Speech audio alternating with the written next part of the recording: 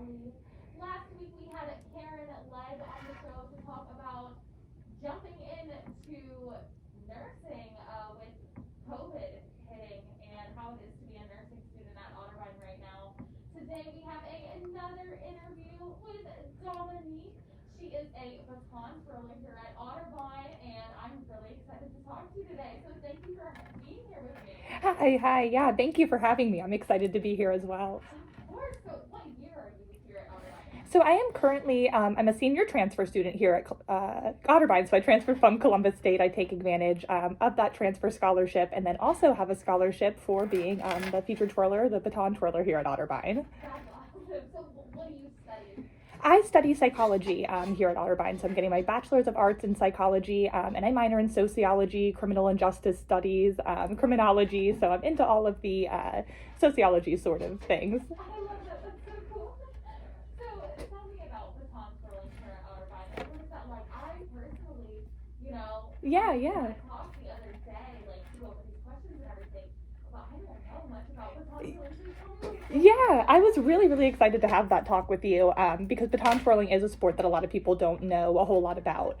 So really it's a unique sport truly at every college, but especially here at Otterbein being a smaller college, it's cool that we can be incorporated in so many things. So traditionally here at Otterbein, we will kick off our season as the featured twirlers by participating with the marching band. We will go through band camp and do all of that rigorous sort of stuff that the band goes through and then perform with them. So that is something that will take place during the fall semester. And then we actually even get to transfer over into the spring and participate as well with our pep band cheering on our basketball teams. So really we're a year-round sort of entity here at Otterbein. Yeah. Yeah. So we make training kind of work whenever we can. So we do practice with the marching band. So in the fall, that's Tuesday and Thursday evenings. Also, like I said, we go through that, oh my goodness, band camp. That is what it's called. Goodness, not like I don't plan this every year. So yes, we go through band camp. Every year we practice for about a week and a half before the semester even starts. So that's something that we will be doing a solid 12 hours a day before school even starts to get all of those shows down and to be ready to perform at halftime with the marching band. And then we'll even practice on our own. So a lot of times the featured twirlers, if there's more than one of us, currently there are two of us. Caitlin Johnson is a junior. She also twirls with me currently. And we'll find times that we can practice together as well, just to really clean things up and make sure we look our best. So we're really always practicing and just making it work however we can. Of course. Yeah. So Caitlin and I actually are both from the same studio. So we trained our whole lives in Delaware, Ohio, through a studio run by Angel Dunlap, Angel High Steppers. So I actually get to coach there as well, which is really cool to have come full circle and give back in that aspect too. But we've trained there our whole lives. And then actually both of us with that same coach, Angel, put together about 3-minute dance routine to a song of our choosing. And we came to tryouts that typically happen somewhere around spring break here at Otterbein, and we performed that routine for a panel of judges. So that consists of the current Otterbein twirling coach, Linnea Johnson, and then typically some alumni twirlers will come in and evaluate as well. And then we wait, I don't know, sometimes a couple of hours. I think for me it was a day and a half, and I wait for that phone call that says whether we've been accepted or not accepted. So I think I got my phone call like 11 o'clock at night that same night. They had gone out to dinner to discuss me. I was the only person who had tried out 2 years ago, and I got that phone call, and that's when all my dreams came true. Yeah. So you said that you've been at the Baton twirler your entire life. So tell me, I guess, when did this start exactly? Like what age? I know that a lot of kids are put into like ballet and gymnastics. Yeah. So why Baton twirling? So I tried a whole lot of different things when I was younger. So I was lucky to have the opportunity to try a lot of different sports. I know soccer, I stood there and picked grass and dandelions in the field. So that didn't work very well. And then I went to Angel's School of Baton and Dance, so Angel's High Steppers, and I was in a tap and ballet class there. I was 4 years old or so, and I saw the older girls twirling the batons because Angel really specializes in baton twirling. That's what she's known for. And I said, I want to do that. So actually one of those girls that I remember specifically seeing her twirling. She was the current featured twirler at Otterbein, so this was 20 some years ago, and I saw her doing that, and I said, oh my gosh, I want to jump and twirl and leap like she does, and it all was history from there. So, I wanted to ask, when you were a majorette in high school, Yeah. so did you, expect that you would continue Baton twirling into college? Yeah. So that's actually a really great question because, interestingly enough, I was not a majorette in high school, and Caitlin, the other twirler that is here at Otterbein currently, was not a majorette either. So she lived in Delaware, which was where our studio was, and I lived in Marysville, Ohio, and neither of our high schools granted us permission to twirl. So they, both of our high school bands were competitive in different aspects, but just were not interested in adding that twirling piece. I know we both fought for that pretty hard. So I just always wanted to be able to step out on that football field. So especially not having the opportunity to do that in high school, although I found different opportunities to perform throughout my life, I knew that it was going to be important to me to try to find somewhere in college that I could, like I said, step out on that football field and feel that energy, because I've watched so many twirlers across the course of my life. That really is kind of the ultimate end goal before twirlers retire often, is to become a collegiate twirler. Yeah. You know, you look up to, so do you have any major role models? Are there famous? Yes. I am hugely guilty of being a baton twirling fangirl. I follow so many baton twirlers on social media and am ridiculously obsessed with looking at twirling. But I would say currently some of the collegiate twirlers that I really, really pay attention to and find to be phenomenal, just women and well-rounded individuals in general. April Gable is at the University of Cincinnati. She currently holds a title for being a collegiate champion. She is really, really fabulous to watch, and she's very, very involved at her school as well. So it's cool. Again, she's very well-rounded as an individual. Purdue University, they have a bunch of phenomenal twirlers. So they are actually considered the quote-unquote cradle of baton twirling. So they offer some of the biggest scholarships and kind of do the go above and beyond for their twirlers. So I like to watch their Golden Girl currently. Amanda Coy is really, really interesting. Cody Carter is actually a guy who twirls for the University of Arizona. He's super fun. He incorporates break dancing and things into his twirling. So he's been recognized by a couple of different people. Drake featured something with him when Tootsie Slide, or what was that called, that came out, but he did a dance for them. So he's really cool just because he incorporates a whole bunch of different kind of 21st century aspects into a sport that's got an older history.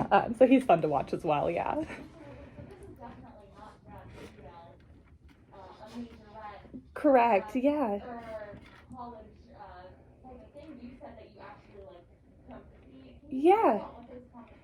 Yeah. So the competitive aspect of twirling is very different than the traditional majorette that people think about on a football field. The competitive aspect is much more intricate. So there are many aspects, like I said, to that competition. We will start with a modeling portion. So the contests are sort of framed like a pageant would be. We do start with that modeling portion just because it is an older traditional sport, and that part has still stuck around. So those interview skills and the really learning how to walk and present yourself do translate well into other areas of life. So we start off with that, and then we go into a strutting portion. So there will be music where we're required to find the beat and perform a twirling routine where we don't do really any throwing of the baton. It's more about marching and making sure that you're on beat and looking nice and elongated while you do those moves. And then we go on and do a solo portion. So that can incorporate 1, 2, 3 batons throughout the rest of the day, and we'll do solos incorporating those aspects as well. So it's really usually a day-long, sometimes even weekend-long event to then earn some sort of pageant title and then be able to compete at a national level. Yeah.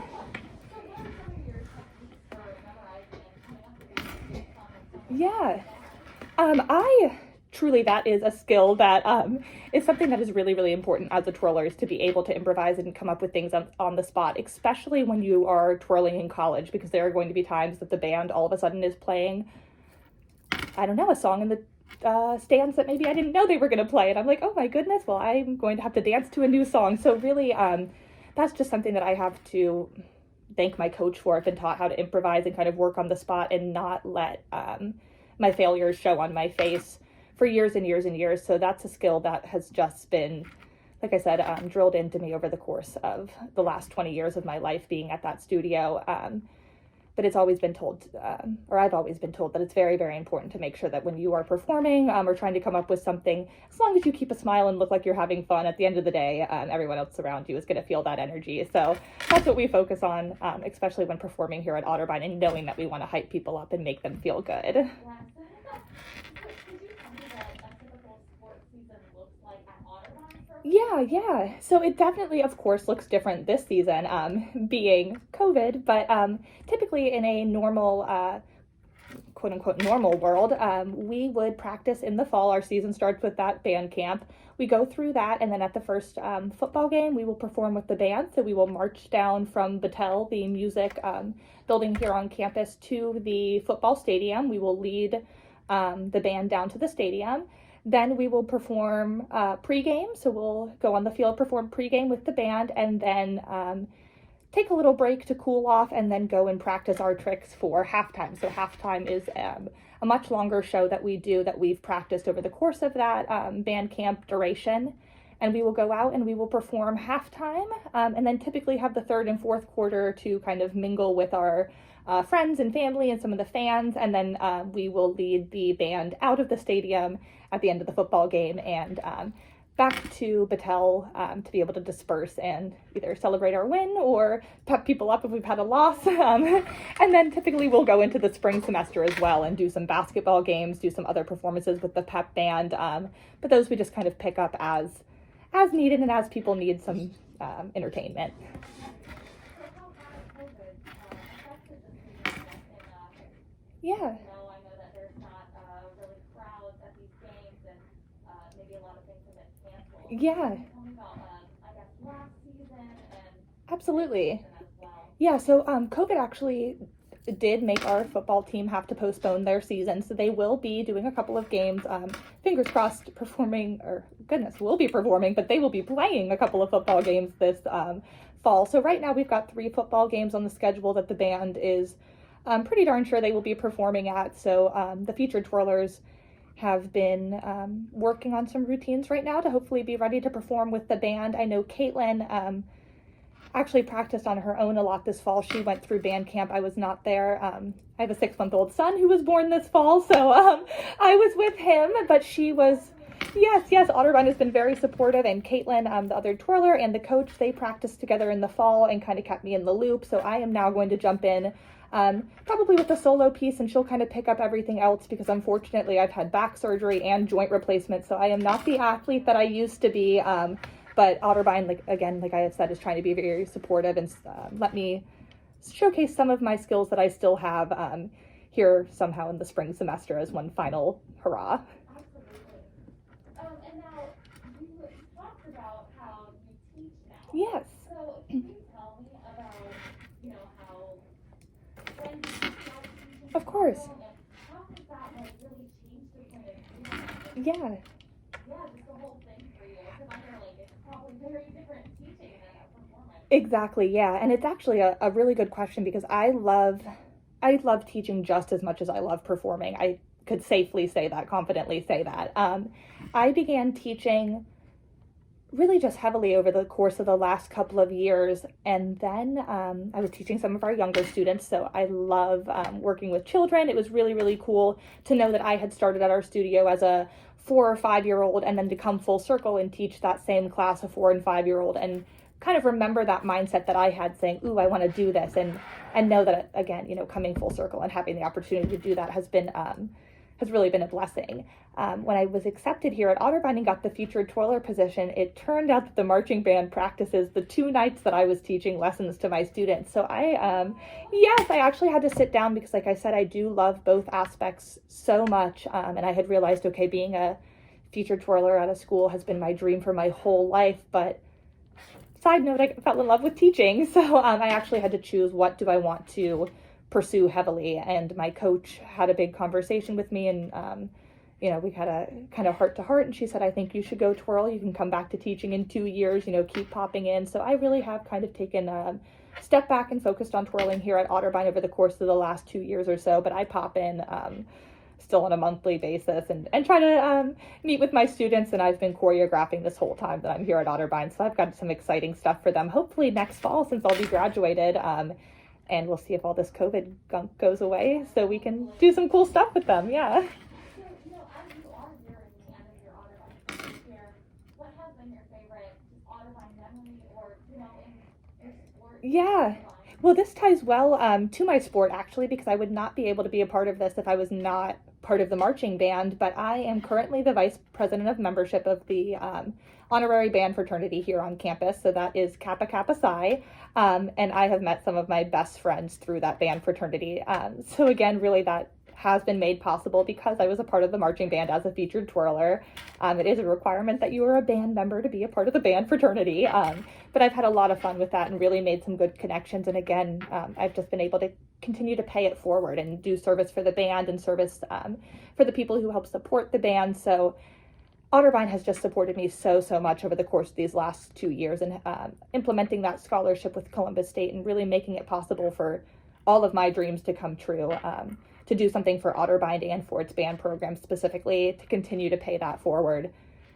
The fact that I met some of my best friends in that program was just a bonus, a bonus thing on the side. So that's probably been my favorite part, other than the true performing aspect, is to be able to be a part of something that supports the band as well in a different way. Well, this was absolutely fascinating. I had no idea about Baton, Twirling, or anything, and I loved learning about this. Thank you. Yes, no, it's been fun being here. I love talking about twirling, and I know it's a sport that not a lot of people know a whole lot about. So, yes. Oh my gosh. No, I'm honored. It's been a pleasure to watch you dance in class too. So I'm glad this all worked out. Yes. Now, you gave me a list of some of your favorites. Yes. And I listened to them and I love them all. They are all so good. I did not know most of these. Yeah, that's what yeah. And so I love listening to these. I'm going to add them to my own playlist. Yay. Okay. So we're going to kick it off with some great songs. Thank you.